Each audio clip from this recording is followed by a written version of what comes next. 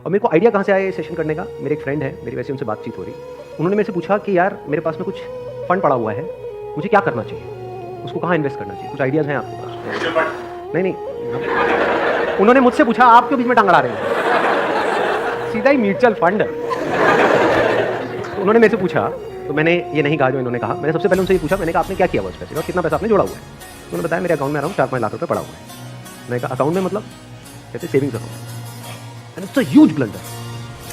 और आप में से भी बहुत सारे लोगों के अकाउंट में पैसा पड़ा हुआ है, कितने ऐसे हैं यहाँ पर?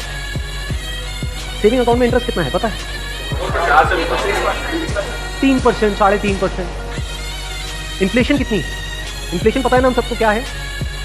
मान लो आज हम पेट्रोल खरीदते हैं, कितने का है पेट्रोल, कितने रुपए लीटर है? 73। ये आज से 20 साल पहले कितने का था? 20-25 रुपए का। तो 25 रुपए से बढ़ करके आज कहाँ हो गया है? 73 पे पहुंच गया, ऑलमोस्ट 3 गुना बढ़ गया है। तो अगर वो पैसा आपके सेविंग अकाउंट में पड़ा होता तो क्या वो 3 गुना बढ़ जाता? तो आप लॉस में, समझ गए? इन्फ्लेशन का जो रेट है अप्रॉक्सीमेटली आप कह सकते हैं 6% के आसपास, मान लेते, वो वेरी करता है।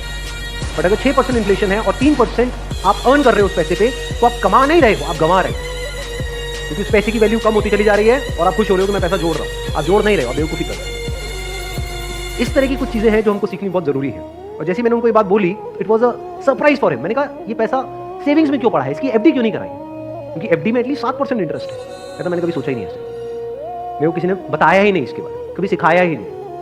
और ये कोई छोटी प्रॉब्लम नहीं, बहुत बड़ी प्रॉब्लम है।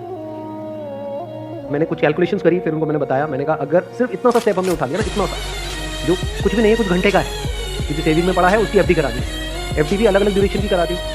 कुछ जो हमको पता है कि अभी इमीडिएटली काम नहीं आना है, उसकी मान लो 3 साल की करा दी, कुछ लगता है इमीडिएटली काम आना, तो 6 महीने की एफडी करा दी।